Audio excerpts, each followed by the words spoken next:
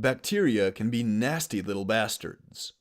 Bacteria infect larger organisms, disrupt and disable their biochemistry in ways that cause a cascade of negative symptoms, and in extreme cases, they can even cause death. As human medical science has developed and become more sophisticated, we've devised various ways to fight bacterial infections. One of the more well-known ways is antibiotics, which are chemicals that bind to molecules expressed on the surface of the bacteria to break it open and kill it, or which interfere with bacterial metabolism or reproduction in some way and render them impotent or non-viable. Another method, perhaps slightly less well-known, is targeted phage therapy. In the wilderness, bacteria can infect and live inside larger organisms, but there are even smaller things that can infect bacteria. There's a subset of viruses called phages, or bacteriophages, which can infect bacteria. In the Soviet Union, there was extensive development of phage therapies for treating bacterial infections, except these were natural phages selected manually for their strain compatibility. The news that I want to bring you today is all about genetically modified phages, and the first time they've been used to treat a bacterial infection in a human. Isabel Holdaway is an English teenager with cystic fibrosis who lives in Kent. Recently, she got a lung transplant that left her with an infection. It was resistant to the antibiotics her doctors used to treat it, and instead of shrinking, the infection persisted and spread, despite the best efforts of her doctors. Isabel's mother described the ordeal, saying, quote, "She lost so much weight. She was literally like a skeleton. The bacteria was just coming through her skin. There was nothing they could do to make her comfortable.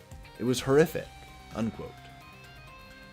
After some research, her mother consulted with her doctors, and in time they got in contact with a US-based lab experimenting with phage therapies. The scientists identified 3 phages that could target and attack the specific strain of bacteria that Isabel was infected with, and after a quick genetic edit to make them even more effective, they mixed them into a solution and gave it to Isabel as a medicine. Within 6 weeks of regular treatment, the infection had disappeared, and there were no big side effects. Perhaps the best part of this is the larger medical implications. Phage therapies can theoretically replace antibiotics, which is really important when we're currently seeing the rise of antibiotic-resistant bacteria, and our antibiotic pollution is wreaking havoc in ecosystems that we pollute with our waste. Phage therapies are also much more targeted and more specific than antibiotics, as phages only hit the target bacteria. They don't hit the good bacteria in our gut flora or our own body cells. Furthermore, the risk of bacteria evolving resistance to the phage therapies, like they've evolved resistance to our antibiotics, is actually really low. Evolved resistance to phage therapies is unlikely because of the nature of the pharmaceutical phage production.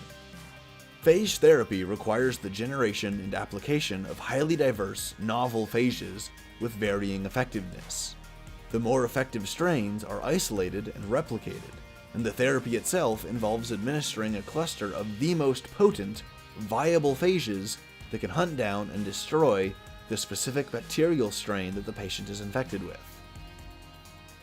The initial generation of all of this phage diversity is also not even really that difficult. It's not very labor intensive.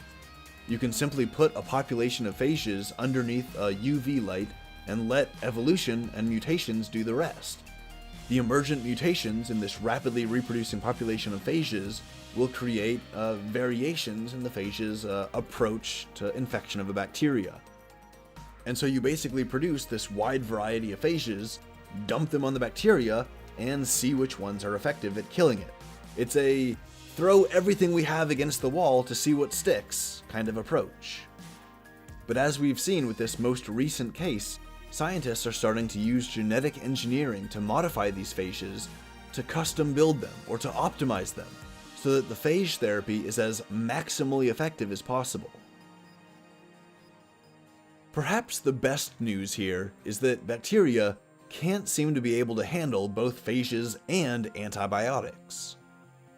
their capacity to be resistant to one is inversely proportional to their capacity to resist the other. This is to say that some bacterial strains can evolve antibiotic resistance, but this makes them more vulnerable to phages.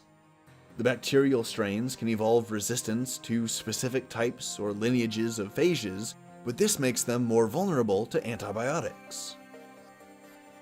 Increasing our use of phage therapy, as they do in Russia, Georgia, and Poland already, could weaken the selective pressures making bacteria resistant to antibiotics, and the threat of a post-antibiotics world could potentially be sidestepped. The whole threat could be dodged entirely. The beauty of this future can't be understated. It really can't be understated how good this future would be. It's the difference between maintaining our current modern level of medical ability long into the future versus the resurgence of a globe-sweeping plague that modern medicine can't stop.